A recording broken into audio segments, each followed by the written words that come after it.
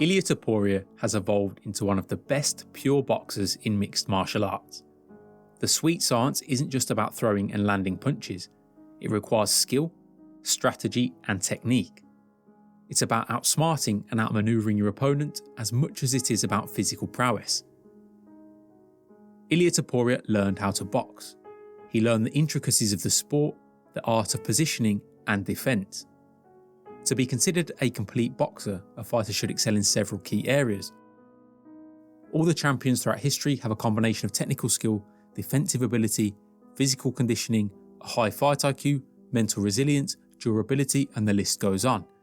Some of these attributes are a lot more to do with genetics than training. You can't decide to be the fastest fighter or the most powerful puncher. So in this video, we'll focus on the more technical aspects we've seen evolve in Ilia's game that he would have actively trained. If we rewind to the beginning of Ilia's career, we can see the contrast in his style to the version we see blowing chins off in the UFC octagon. At first glance, his stance looks somewhat unnatural and his footwork is a little clumsy. He doesn't look overly comfortable on the feet and there appears to be some hesitation. Now this could be down to nerves because it was his debut or just a general lack of experience, but it felt important to add this into the video as it highlights that he didn't come into the sport as a natural striker. After a whole lot of nothing in the opening minute, Ilia is off balance as he's shot for a takedown due to the opponent stepping in. This sent Ilia reeling back into the cage wall as the opponent swarms in with wild swings. Ilia then shoots for the takedown and gets to his safe place, which is top position on the mat. Again, these are two very green fighters. They're novices, but it proves Ilia was a grappler coming into mixed martial arts due to his composure and technical ability once it hit the mat. His overarching strategy was to ground the fight and secure a submission. He had a grappling system in place. As soon as the fight is on the floor, he looks at home. He could control the chaos, and this is what he didn't have the ability to do on the feet. He didn't have the skills or the confidence to slow things down and control the pace of the action. This has reoccurred throughout his career anytime there have been moments of adversity. In the Jai Herbert fight, we saw Ilia floored with a shin to the face, with Ilia at once shooting a double leg and going back to his grappling roots. This is the smart thing to do, of course, and the fact is Ilia is a multiverse fighter and that's the reason he is a UFC champion. He has multiple paths to victory, he isn't one-dimensional. But the grappling didn't feel like much of a choice in the early days. He had to do it because he was a less well-rounded fighter. We always want options in a fight, and the deeper your toolbox, the more options are going to be available. When taking a close look at Ilia's boxing game, I've decided to break it down into three key components that I think were crucial to his development: positioning, attack, and defence. First, let's take a look at positioning. Positioning is arguably the most important aspect of fighting. It decides a fighter's ability to both attack and defend effectively. It refers to the way a boxer places themselves in relation to their opponent, which affects their reach, power and defensive capabilities. Positioning means being able to capitalise on an opening while minimising vulnerabilities. This involves footwork, body alignment and awareness of distance, enabling fighters to control the pace of a match. When we look at Ilia's understanding of positioning in the Josh Emmett bout, it was pretty much picture perfect. Without breaking down the attack and defensive components in detail, which we're going to look at later in the video, Ilia did an excellent job of knowing where he was in relation to Emmett's right hand. He was constantly adjusting his lead foot position to either step in and land his own punch, or be in line or just to the outside of Emmett's lead foot to take his right hand away. The defensive components came from Ilia's understanding of his body alignment in relation to the right hand and which defensive choice he would need relevant to the position. Here we see Topuria inside of Emmett's stance and in line with the right hand. As Topuria presses Emmett behind the line, putting his back close to the cage wall, he knows this is a good time to go, but he's also aware that Josh Emmett is still dangerous. Ilia steps in on his jab to line up his own right hand, but Emmett slits the jab. Topuria knows he's missed the target and is aware the right hand counter is set to follow, so he gets down behind his lead shoulder and pivots to avoid the punch. He then resets by circling around and back to his right to regain the centre cage. From here he starts his process all over again. If he steps in on a jab to his left and Emmett pulls away, he makes sure to reset his position by stepping back to his right again. This fight is full of these examples and we'll look at a few more when breaking down Topuria's defence later on in the video. Topuria likes moving to his left as it is a much more comfortable thing to do as an orthodox fighter. When moving left, you're stepping with the lead foot first, meaning you are always in stance and ready to go. When moving right as an orthodox fighter, it can feel a little bit awkward and leave you more susceptible to being countered as you can be caught moving the back foot first, stepping across the line, or you've got to constantly turn before you can go, pivoting on the left foot and sliding your back foot round behind you to keep the opponent in front of you. This can feel uncomfortable and it can feel really difficult to get going because you need to be able to push off your back foot first when bridging the gap. When facing Volkanovski, Ilia struggled to lead any time Volk made him move to his right. He looked a lot less comfortable and a lot more hesitant to go. This is when there was more lulls in the activity. Ilia's adjustment to this was to throw in combination and close the distance more quickly, which would then force Volk to move out the other way to avoid the right hand. Ilia was struggling to find his range with single shots, and he knew he needed to close the distance with multiple shots against a slick and clever Volkanovski, who knew how to work from that side. Volkanovski would also move that way from southpaw, creating more distance from Ilia's right hand. We could see the same thing happening in Ilia's UFC debut against the very underrated Yusuf Zalal.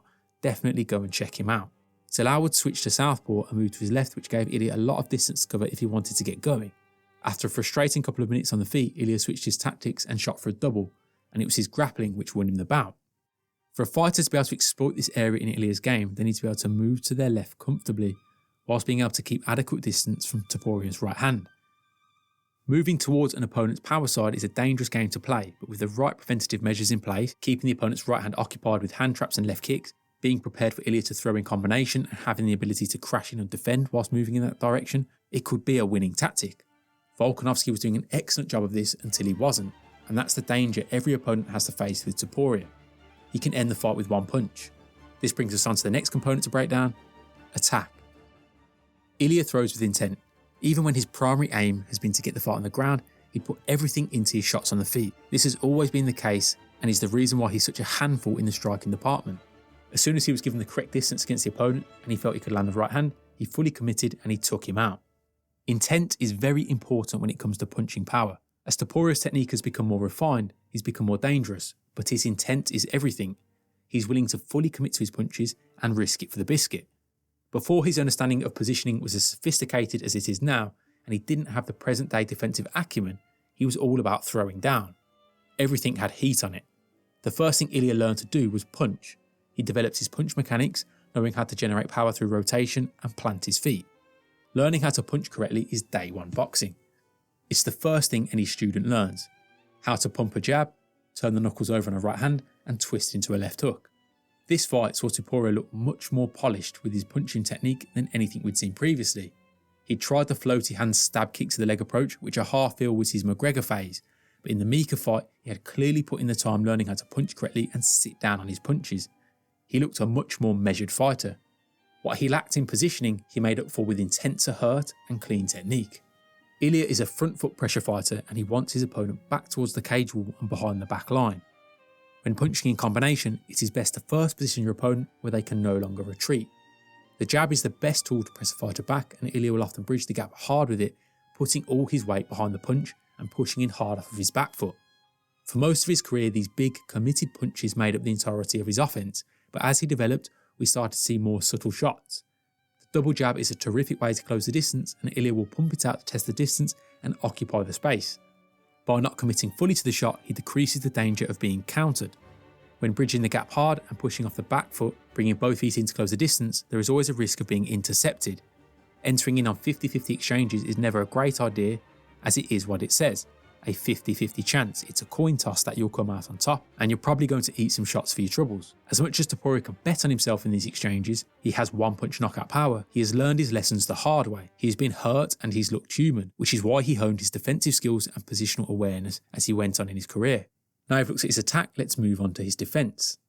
The first noticeable change in Ilia's defence was the simple tick-tock of the head, changing his head slots. This side-to-side pendulum movement is a preemptive defence, allowing a fighter to slip punches more easily.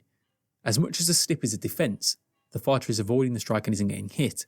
I would say it's more of an offensive counter-punching strategy for Ilia. He uses the slip to find a home for his right hand, and you'll often see him preemptively slipping to throw his right hand counter straight away.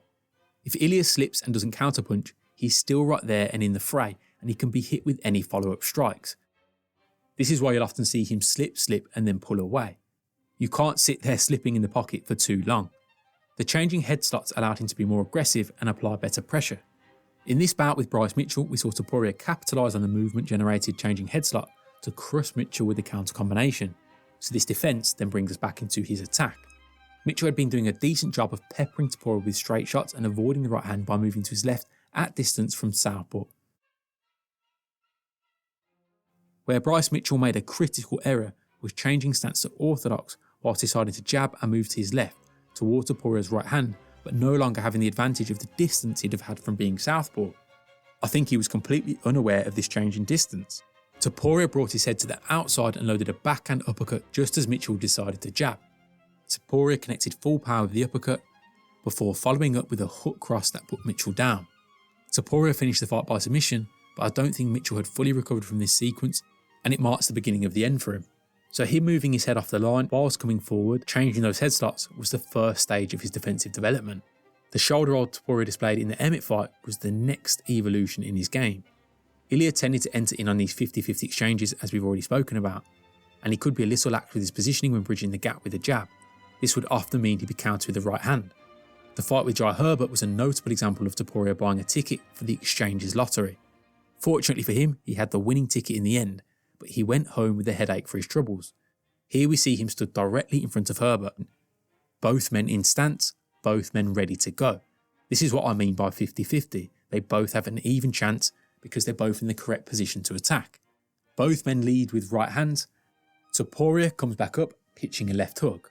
Herbert comes back with a high kick. Now somebody is always going to come out worse, and it's a gamble as to who won a 50-50 exchange. This is why entering in head on without first disorganising your opponent and upsetting their balance or base with a fake or a deceptive shot like a testing jab is not a fantastic idea, particularly in the early going of a bout. Ilia came off worse in this exchange, taking a full shin to the face. The final sequence, which saw Topuria come out on top, was still essentially 50-50, but the build-up was more measured and Topuria had the slight advantage with Herbert's back being to the cage wall. Herbert would dummy step, stepping to his left hard if he was to move in that direction, before taking off in the opposite direction. He did an excellent job of resetting the terms of engagement, but Topuria was persistent with his pressure and eventually brought Jai back in front of him on the 50-50 exchange. He cut Jai off to the wall and narrowed the gap, meaning he could no longer move to his right without going into the left hook of Topuria. This is when Jai should have opted to crash in and smother in a clinch, or take off hard to his left, but hide behind the high guard and probably eat one on the gloves. Instead, he chose to throw down while stood directly in front of a man that was ready to go and had the whole cage behind him to retreat if he needed. This would make the exchange 55-45 in Topuria's favour. Topuria landed with a thunderous body shot before coming back upstairs with a right hand that would have moved the tank. The Josh Emmett fight was a showcase on how to nullify a strong right hand with both positioning and excellent choice of defensive options. This is going back to the shoulder roll. Here we see Topuria stepping on the jab. He brings both feet in and is very committed. We have seen him do this many times throughout his career, only on this occasion Topuria had a built-in defence. He missed the jab as Emmett had slipped the punch, and at once he got down behind his lead shoulder, tucking his chin into his chest, whilst dragging his right foot around, which helped him align his body with his shoulder and keep him protected from the right hand. Emmett is fully committed on his own right hand, putting all his weight behind it, and upon missing, must drastically stop his body from moving forward anymore and shield behind his high guard. When fighters fully commit on the right hand, their right foot will often trail with them. Emmett would usually like to step through with the punch against a retreating opponent and follow up with more punches or a takedown, but because Topuria had pivoted and created an angle, Emmett knew he was in trouble and immediately shielded his face. Topuria, however, has positioned himself perfectly with his defensive manoeuvre to capitalise on this counter opportunity with a cross-up cross. This is positioning, defence and attack, all combining together. High-level boxing. Topuria combined this Philly shell defence with pushbacks, pushing off of his lead leg to spring just out of range to make punches miss, and then spring back into his own right-hand counters. The in and out pushbacks are another important piece of the Topuria puzzle, as it really helps him manage the distance. He can stand close to his opponent and apply pressure, pushing out just enough to make the punch fall short, while staying close enough to still counter. I have loads of other breakdowns on the Pro Striking YouTube and Patreon teaching the shoulder roll and how to incorporate it in this way. Definitely go check them out if you're a fan of Topuria. Ilia Topuria has slowly fleshed out his boxing game to become a very well-schooled fighter. These 3 stages of his development are something any aspiring fighter should look to emulate. First, become technically proficient in the basics of attack and defence. Get good punch mechanics, a solid stance, and the basics of blocking. Then you can start to think more carefully about positioning in relation to the opponent, the ring and the cage. Where is the action taking place? Where do you need to be to get off your better techniques and minimise the opponent's openings? Are you tall and need to box on the outside? Or are you short and need to get onto the inside? Once you've got these fundamentals down, you can start to get more creative with different guards, defensive manoeuvres and attacking options, and slowly layer the cake until you become a really complete fighter and find your own style. Topuria started out as just a puncher, but he became a boxer. I think the next evolution of Ilia's game would be to see him work more effectively on the back foot. As of this video, he has struggled when an opponent can put him on his heels. The closing seconds of the first round against Herbert saw Ilia look a little flustered and vulnerable on the cage wall. Credit to his conditioning and composure, as he was able to regroup and rally back in the second round to secure an emphatic win using the tactics he needed to. But there is still areas for improvement within his style. For fighters to beat Ilia on the feet, they need to be able to force him to move to his right consistently where he struggles to get going. This is why the left kick is such a great option. They also need to be able to put him on the back foot at some stage in the bout. Defending takedowns is also a must, as if Ilia is in a spot of bother, he will of course switch up his tactics and take it to another area where he excels. This is why he's such a difficult problem to solve. He can punch, he can box, and he can grapple his socks off. It is going to take an exceptionally good fighter and a very good game plan to beat him right now. As always, thank you for watching the video. If you would like more deep dives and breakdowns like this, let me know in the comments below. Pro Striking appreciates you more than watching Ilia Topuria perfect the shoulder roll.